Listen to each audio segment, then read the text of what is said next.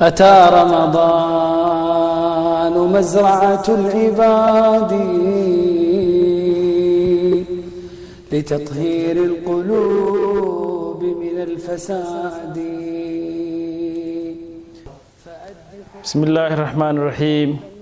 الحمد لله رب العالمين حمدا يليق بجلاله وعظيم سلطانه، والصلاة والسلام على حبيبنا مصطفى صلوات الله والسلام عليه وعلى آله الطيبين الطاهرين وعلى صحابته القر الميامين الذين عاشوا في الدنيا أعساء وماتوا فيها سعداء، وعلى من تبعهم بإحسانهم إلى يوم القيامة.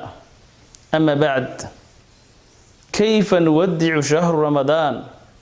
sideen u sabootinaa bishii ramadaan ee barakaysnayd, hadiyadii rabbaaniga ahayd ee ilaahay subxaanahu wa tacaala ina gaadhsiiyey inayna soo gaadho.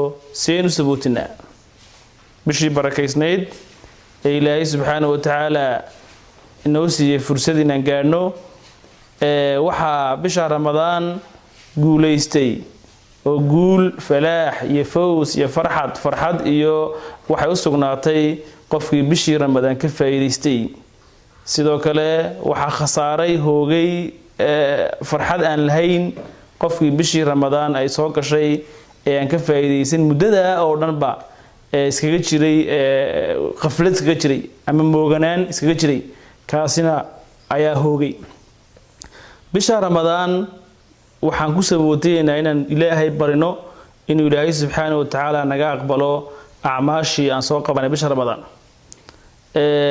waayo acmaal badan oo aan soo qabanay bisha ramadaan waxaan jecelnahay oo rajaynaynaa, ilaahayna ka rajaynaynaa subxaanahu wa tacaala inuu ilaahay naga aqbalo, sidii dadkii wanaagsanaa ee saxaabadii iyo taabiciyiintii iyo nebiga salacsan ka sugnaatay dadkaa wanaagsan siday u sabootii jireen inaan bisha ramadaan u sabootino, inaan ilaahay barino inuu ilaahay subxaanahu wa tacaala naga aqbalo.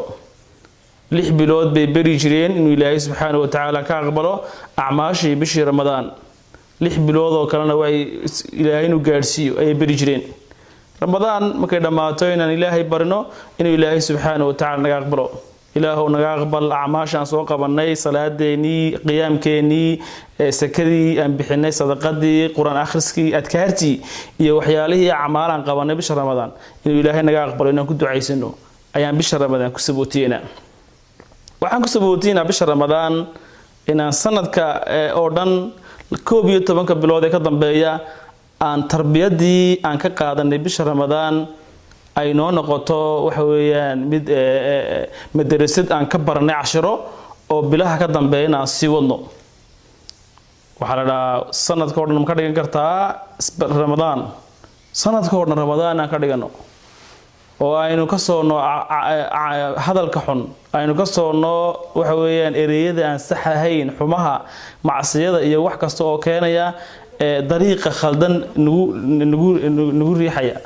wax kastoo dariiqa wanaagsan iyo dariiqa wanaagsan samaha oo dhan, wax walba samaa oo wanaagsanna inaan sameeyno oo bisha ramadaan ka dhigano. hadii aanu sanadka oo dhan ka dhigno sidaa, waxay noqonaysaa afurkeenu inaan afurno maalintan geeriyoono, ciideenu ay noqoto marka aynu aakhira tagno. yawmul qiyaama satakunu ciiduna, ciideenu qiyaamaha noqoni, sanadka oo dhanna waa soomanaanayna.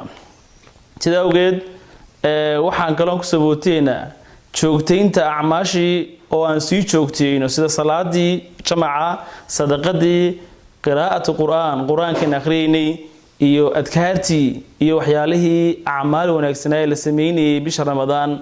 inay noo noqoto bisha ramadaan midna tarbiyadaysay oo na barbaarisay oo aan bacda ramadaan aan sii wadno inaan ku sabootino ramadaan, aan ku sabootino dadka agoomaha aan waxa weeyaan caawino, dadka fuqarada aan caawino, dacwadda iyo khayrka sheegno, amr bil ma'ruf wa nahy can munkar aan sameeyno. ma bacda ramadaan ay noqoto tarbiyadii iyo wanaagii aan ka qaadanay ramadaan, inaan ramadaan wixii ka dambeeyna aan sii wadno. marka ramadaan ugu dambeyn iyo gunaanad inaan u ducaysano inuu ilaahay subxaanahu wa tacaala naga aqbalo, inaan sii wadna acmaashii bisha ramadaan aan ku tarbiyadownina ramadaan inta ka dambeysa. intaasaan kusoo koobi lahaa. Assalaamu calaykum.